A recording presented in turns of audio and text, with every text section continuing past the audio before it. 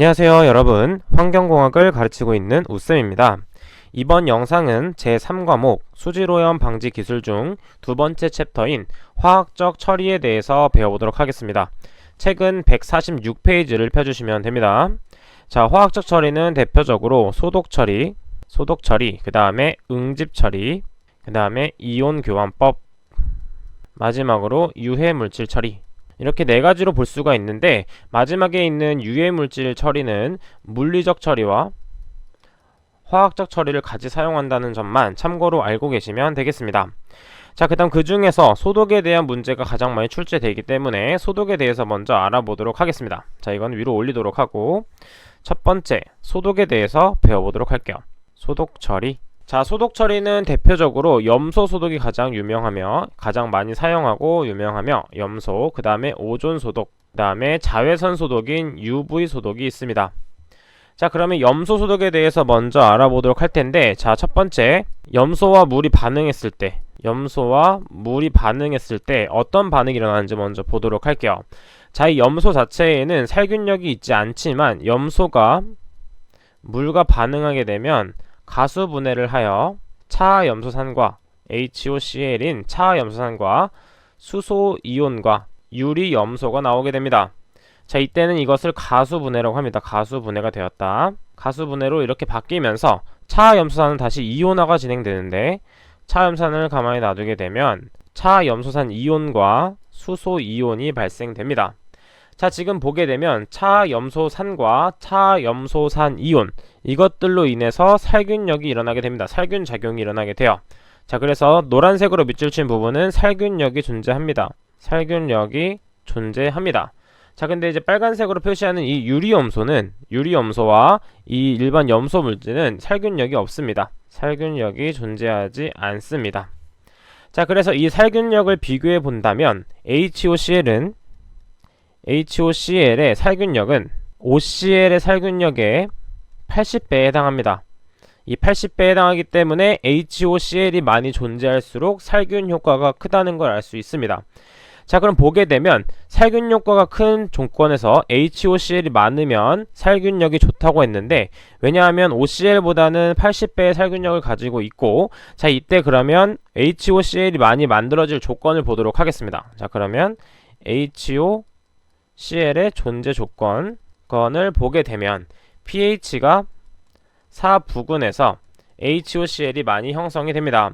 자, 지금 보게 되면 이온화 반응에서 보게 되면 개론 부분에서 화학 반응에서 어떤 물질이 많게 되면 다 평형을 이루기 위해서 물질이 이동한다고 했습니다. 자, 그럼 pH가 4란 얘기는 He 플러스 이온, 즉 수소이온이 많이 존재한다는 뜻이므로 수소이온이 많이 존재하기 때문에 역반응이 일어나서 HOCl이 많이 발생하게 됩니다. 따라서 pH가 낮을수록 살균력은 좋다고 볼 수가 있는 것이에요. 자, 그 다음에 이때 유리염소가 발생한다고 제가 말씀을 드렸는데, 이때 유리염소가 휴믹질인 메탄과 반응을 했을 때 어떤 물질이 형성이 되냐면 트리할로메탄이라는 물질이 형성이 됩니다. 자, 메탄은 탄소에 수소가 4개 붙어 있지만 트리할로메탄은 말 그대로 메탄기에 할로겐 원소가 3개가 붙어 있는 것으로 이 염소가 달라붙어서 유해물질로 작용이 됩니다. 자, 이것은 유해물질입니다. 유해물질. 자, 그렇기 때문에 이 트리할로메탄의 생성 정도를 알 수 있는데, 자, 접촉 시간이 클수록, 그 다음에 온도가 높을수록, 그 다음에 염소 주입량이 많을수록, 그 다음에 pH가 높을수록 많이 발생이 됩니다.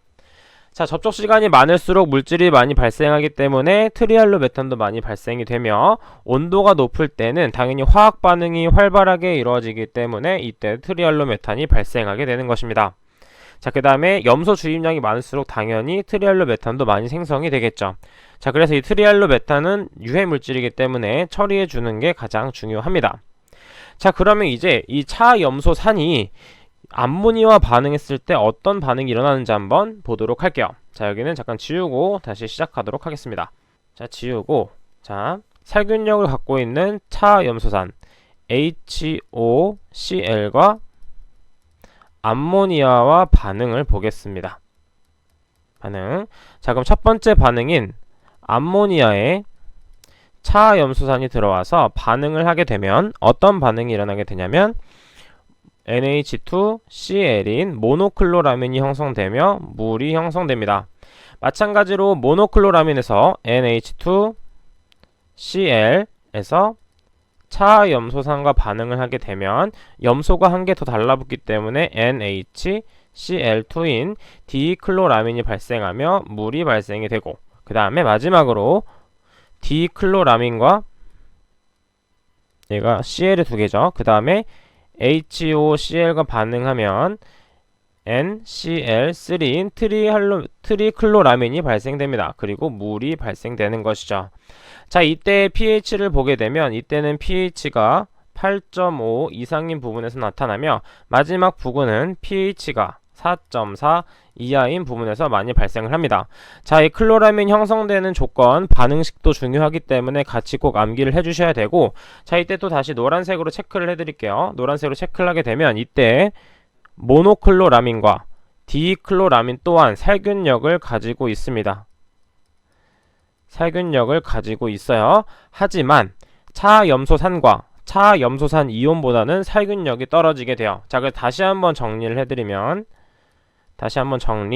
살균력의 크기를 정리해 보도록 할게요.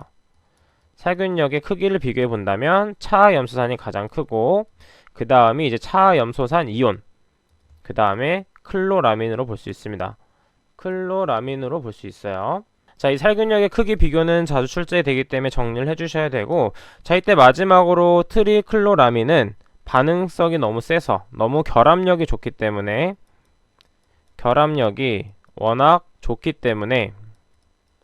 살균력을 갖고 있지 않다고 보시면 됩니다. 왜냐하면 분해가 되면서 살균이 되는 것인데, 이것은 이제 분해가 잘 되지 않기 때문에 결합력이 아주 좋아서 살균력이 없다라고 생각을 해주시면 되겠습니다. 자, 그 다음 마지막으로 염소 주입량을 계산하는 방법은,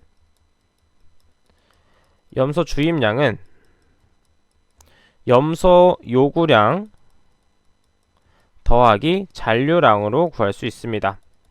잔류량으로 구할 수 있다는 거 체크를 꼭 해주시면 되겠습니다. 자, 그럼 이제 책을 통해서 밑줄을 치면서 다시 한번 복습을 해보도록 할게요. 자, 그럼 화학적 처리 중 소독 처리에 대해서 보도록 하겠습니다. 자, 이 반응식에 대해서는 잘 출제되기 때문에 꼭 정리를 해주시면 되고, 자, 그럼 보게 되면 밑에 표가 있습니다. 여기 표에도 밑줄 별표를 치도록 할게요. 자, 이때 차염소산과 차염소산 이온의 비율 분포표인데, 자, pH가 4나 5에 가까울수록 HOCl, 즉 차염소산은 많이 발생됩니다. 그런데 pH가 9나 10 정도가 되면 OCl-인 차염소산 이온이 많이 발생하므로 pH를 낮춰주는 게 정말 중요한 포인트죠.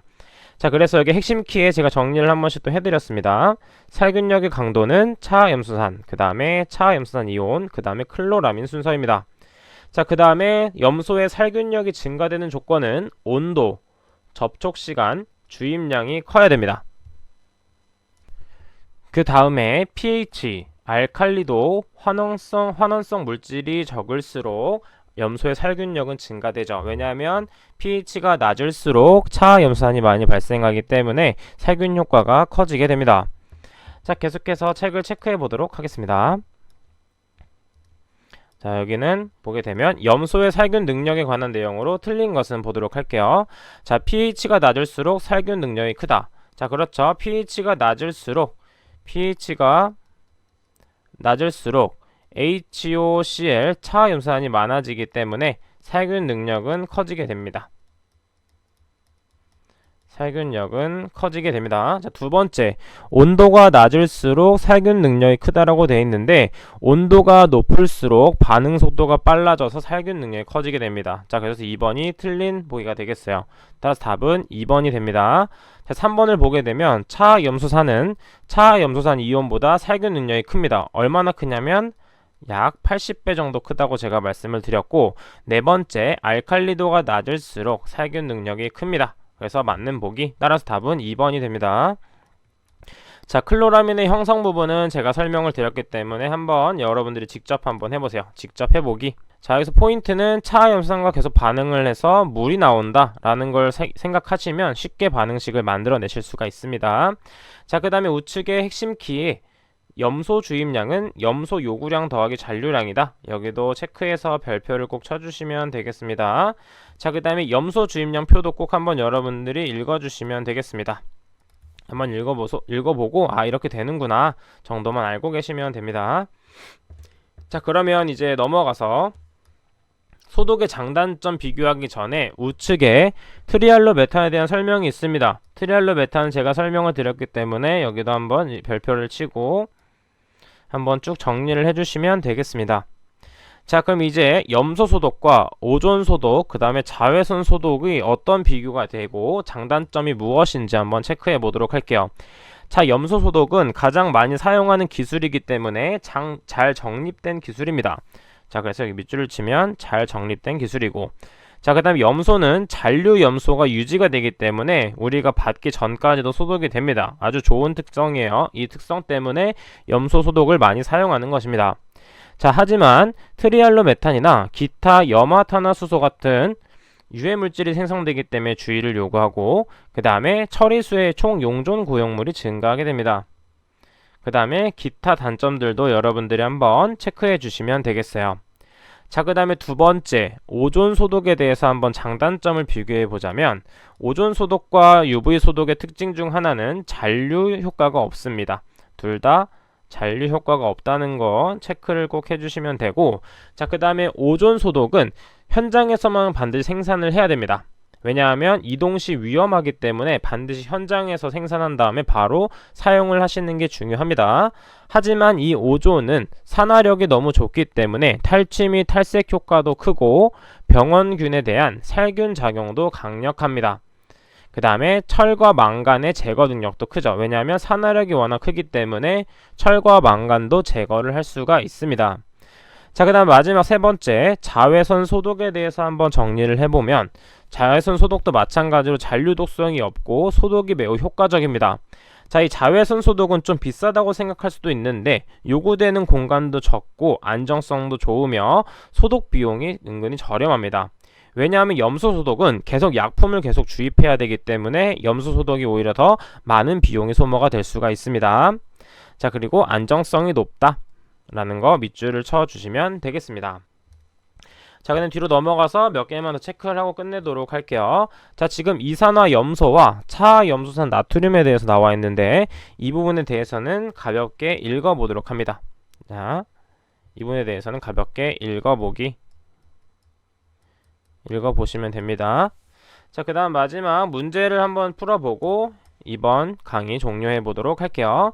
자, 정수 처리 시 소독 방법인 자외선 소독의 장단점으로 틀린 것, 가장 중요한 것은 자외선 소독은 잔류성이 없습니다.